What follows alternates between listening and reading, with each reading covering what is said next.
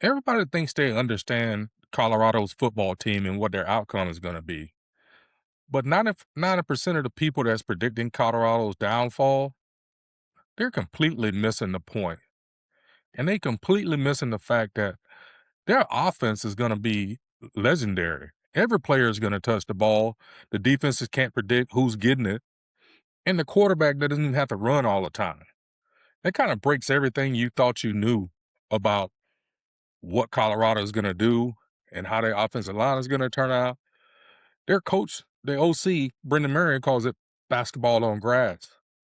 And honestly, if you look at it, even the video clips and listen to his process, is really kind of unfair to have this much talent on that team and to have all of these players that can play being able to be utilized across the board.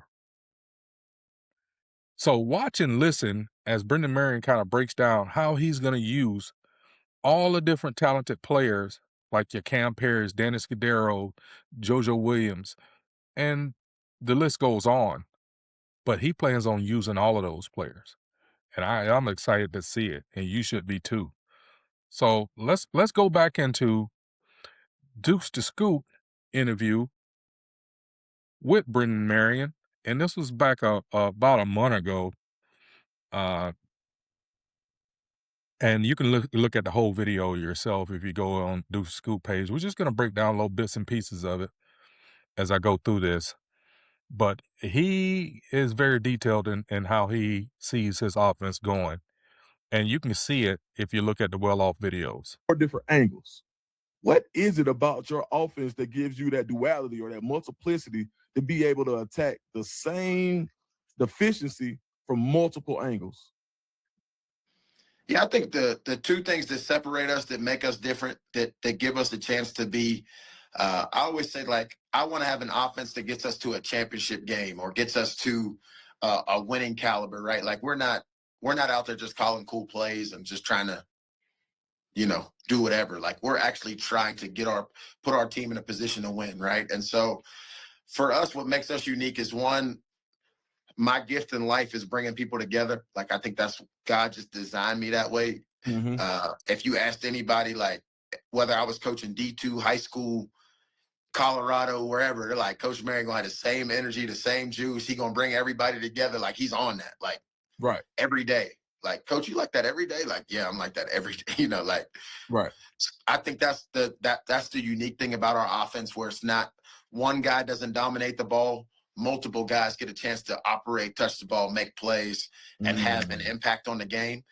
And then, the other thing is how we practice, right? So the way that we practice, I always tell people, like, we have a Friday night offense. We have a Saturday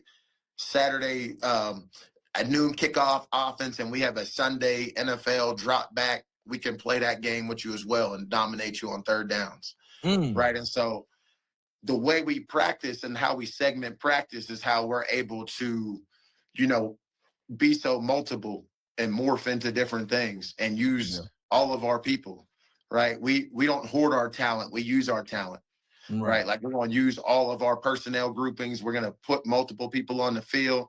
We're going to present the same looks with same people, and then bring extra linemen in, put a receiver in the backfield. I love what the Seahawks did this year.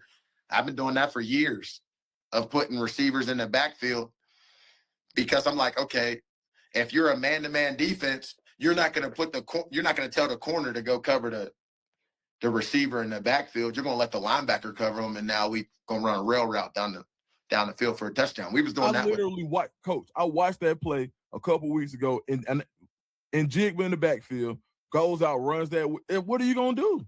Yeah. There's nothing he can do. Like, I saw, man, when I saw that, I thought about you immediately. My bad, I got excited. We had Jordan Edison catch that rail route down the right.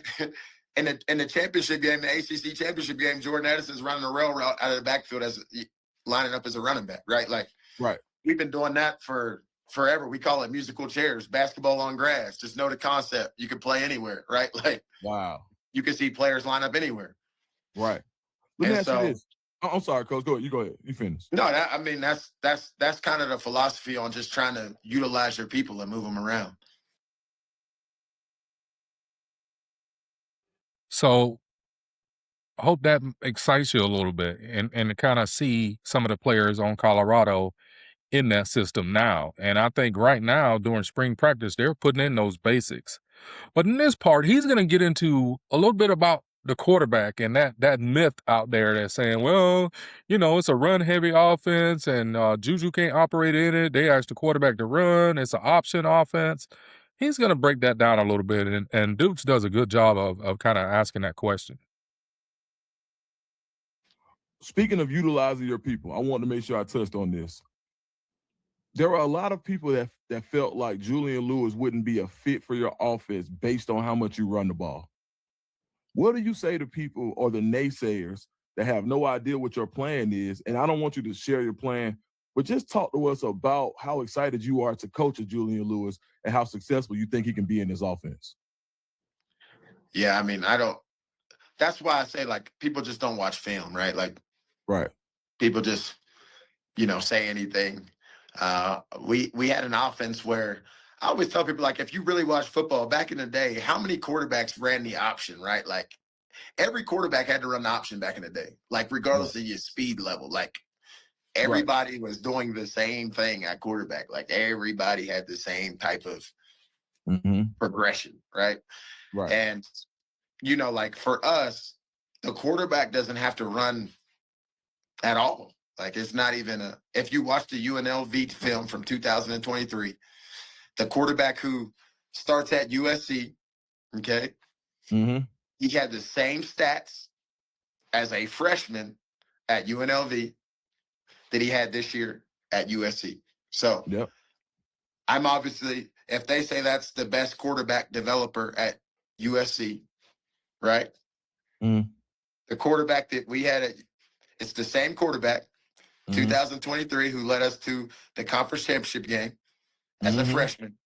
Right. He's now the starting quarterback at USC. And he had the same numbers this year that he did as a freshman at UNLV.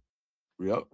That's crazy. So I don't have to, like I said, be a Marine, right? Like I don't have to, I don't have to go like this. I'm just telling you the facts are the facts. Like that, you can say whatever you want, but the numbers are the numbers. Like that. That's what happened. So there you have it. If you want more breakdowns like this, tune in, subscribe. I'll be breaking down tomorrow, really getting into this so-called quarterback controversy. Because if you listen to what Brendan Marion is saying in his interviews, you'll realize it is not much of a controversy at all. It's not about us as a fans proclaiming who's the starter is going to be. This competition is really par for the course. All right, tune in tomorrow. Talk to you then.